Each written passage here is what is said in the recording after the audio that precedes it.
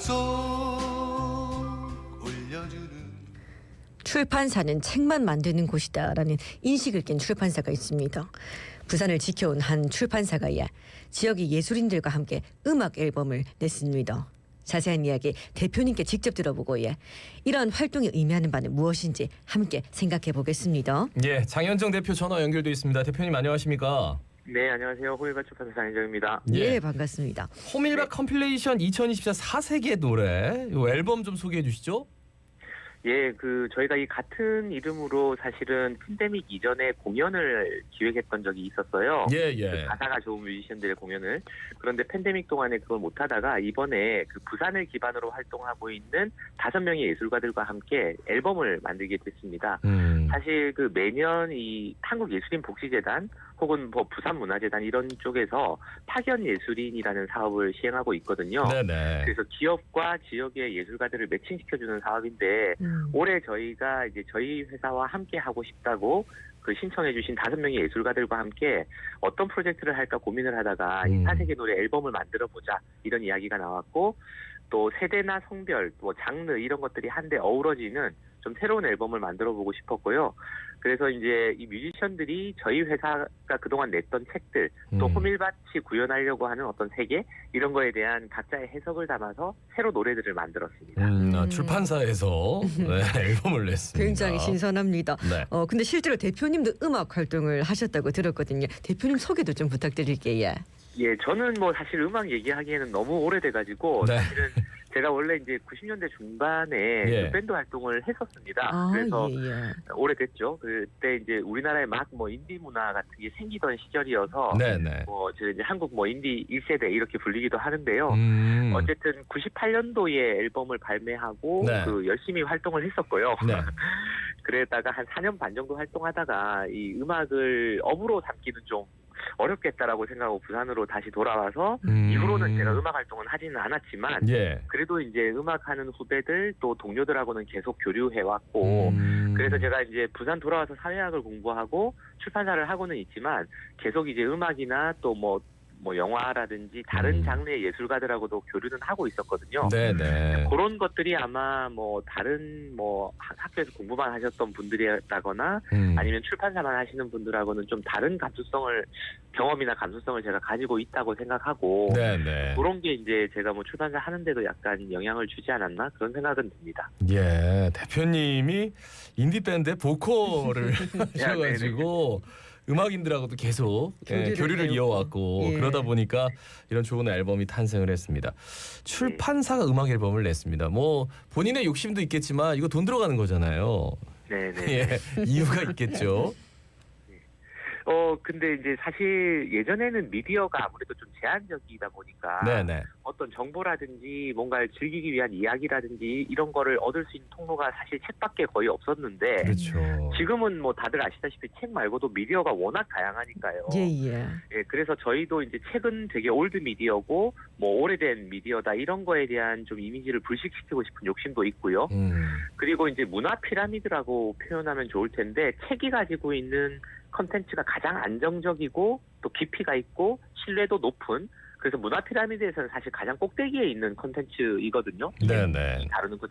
그래서 이 책이 책 밑에 있는 컨텐츠들이 위로 올라오기는 어렵지만 책에서 다룬 컨텐츠를 전시라든지 공연이라든지 게임이라든지 축제라든지 이런 방식으로 좀 확장하기는 약간 더 쉬운 측면이 있습니다. 네네. 그래서 저희가 저희 책에서 저희가 1년에 한 30, 40종 정도를 내고 지금까지 호밀밭이 한 400종 가까이 책을 냈는데 네네. 사실은 많이 알려진 책도 있지만 좋은 책인데 많이 안 알려진 책들도 있거든요. 네, 그런 책들의 어떤 컨텐츠들을 교육이라든지 또 전시라든지 영상이나 이런 다양한 이제 컨텐츠로 선보이는 기획들을 이미 꾸준히 해왔었는데요. 네, 그 중에 이제 저희가 이런 이제 공연이나 앨범 같은 것들도 좀 하고 있습니다. 제가 사실 늘 저희 직원들이나 독자들한테 강조하는 개념 중에 사회적 편집이라는 개념이 있어요. 사회적 편집이요?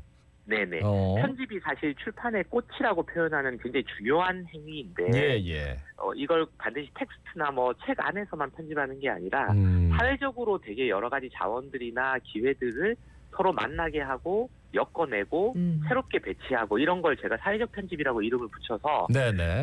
서로 다른 영역의 여러 사람들을 만나게 하고 또 새로운 시너지를 낼 수 있도록 좀 하는 거를 재밌어 하는데요. 예, 그런 걸 예. 앞으로도 좀 시도해 보려고 하고 있습니다. 아, 네네. 예. 정말 다양한 시도들을 계속 꾸준히 하고 계신데 이런 활동들이 네. 책의 기획으로 또 이어지게 되는 겁니까? 네, 그렇습니다. 책의 컨텐츠가 방금 말씀드렸던 것처럼 전시나 낭독이나 뭐 이렇게 나가는 것처럼 거꾸로 뭐 이렇게 음악 뭐 뮤지션들의 가사라든지 혹은 뭐 미술 그 작가들의 어떤 작품들을 또 책으로 연결할 수도 있습니다.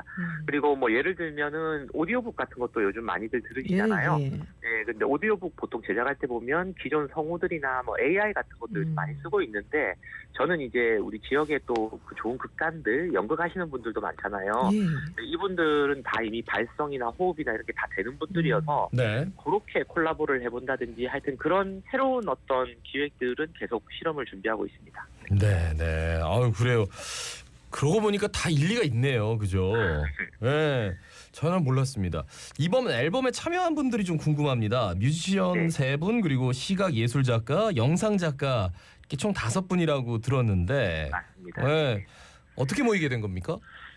아까 말씀드린 것처럼 이제 매년 파견 예술인 사업이라는 게 있어서 네. 기업과 예술인들을 이렇게 매칭시켜가지고 사실 기업에서도 평소에 도전해보고 싶은 여러 가지 프로젝트가 있는데 뭐 아까 말씀하신 것처럼 비용 문제 때문에 선뜻 이렇게 좀 이렇게 마음을 못 내놓는 게 있거든요. 그렇죠. 예, 예. 그런 거를 이제 이런 사업을 통해서 좀 해볼 수가 있죠. 그래서 매년 저희가 이제 아티스트들하고 이런저런 작업들을 해보고 있는데 올해는 뮤지션들이 유독 많았어요. 저희랑 같이 해보겠다고 그래서 이제 이렇게 앨범을 만들어 보자라고 했고 조연희 또 라원 그리고 리스펙 트럼펫이라는 이름으로 활동하는 3명의 뮤지션이 함께 했고요. 네. 또 이제 시각예술 작가가 한 분 예가원 씨가 있어서 이번 앨범의 아트워크를 담당해 주셨고 그다음에 영상 작가 그 이종호 감독님이 이 전체 프로젝트를 리드하는 리더 예술인으로 활동을 했었습니다. 예. 오.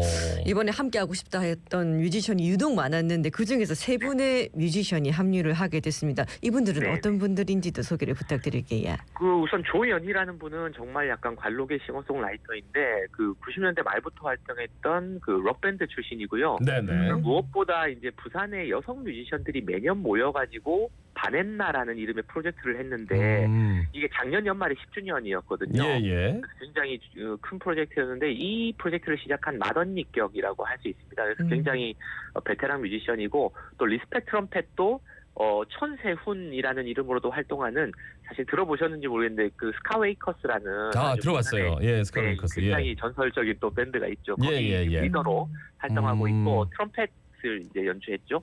그 천세훈의 이제 어떤 활동할 때 이름으로 리스펙 트럼펫 있고요. 그다음에 라원이라는 친구는 또 이제 굉장히 젊고 참신한 그런 이제 싱어송라이터입니다. 예. 아유 3분 모두 뭐 아주 대단한 뮤지션들인데 시각예술 영상작 이번에 그 앨범에 3곡을 각각 실었는데 저는 사실 처음에 곡 듣고 굉장히 놀랐습니다. 너무 퀄리티가 높아가지고 이렇게까지 좋은 곡을 막 꿀밭에 줘도 되나 뭐 이런 생각을 했었는데 인디밴드 1세대로서 아주 자부심을 가지고 계시네요. 그렇죠? 예, 너무 기분 좋았습니다. 시각예술 영상 작가님 이분들은 어떤 분들이세요? 네, 그 이제 영상 작가님은 이번에 아무래도 이제 프로젝트가 앨범이다 보니까 그 뭐 처음에 뮤직비디오 얘기도 나오고 이러다가 그런 프로젝트 너무 커져서 이분은 이제 전체 일정이나 행정적인 부분 같은 걸 조율하는 말 그대로 리더 예술인 역할을 좀 해주시면서 백업을 해주셨고요. 그리고 이제 시각예술 작가 예가원 씨는 사실 경성대 앞에 또 클럽을 운영하고 있기도 해요. 그리고 본인이 음악을 워낙 좋아해서 디제잉 활동도 하고 있어서 시각 작가긴 하지만 음악에 대한 이해도 굉장히 높아가지고 이번에 뮤지션들의 음악을 아트워크로 굉장히 잘 이렇게 선보여 주었습니다. 네네. 예, 여러 시도를 하고 계신 대표님 참 멋있습니다. 앞으로도 좀 기대가 되는데 끝으로 우리 시민분들께 한 말씀 좀 전해 주시겠습니까? 네, 아무래도 저희가 이번에 앨범을 내긴 했지만 사실 저희는 책을 만드는 출판사라는 게 기본이잖아요. 네. 예, 그리고 이제 모든 활동을 사실 책을 항상 중심에 놓고 뭘 하는데 요즘 정말 사실 너무 책들을 안 읽으셔가지고 예, 2년에 한 번씩 이제 정부에서 출판 통계를 발표하고 있는데 그 통계 보면 책 읽는 독서 인구가 너무 눈에 띄게 많이 줄고 있습니다.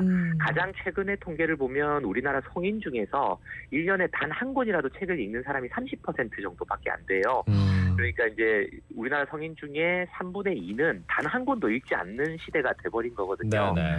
그런데 너무 또 사실 가볍고 자극적인 컨텐츠만 소비하면 굉장히 공허하고 금방 시발되기 때문에 네네. 본인의 인생을 위해서도 사실 그렇게 도움이 되지는 않는다라고 생각합니다. 그래서 가끔은 조금 지루하고 하더라도 조금 차분하게 마음을 가다듬고 한 페이지씩 두 페이지씩 이렇게 책을 읽는 시간을 좀 가져보시면 어떨까.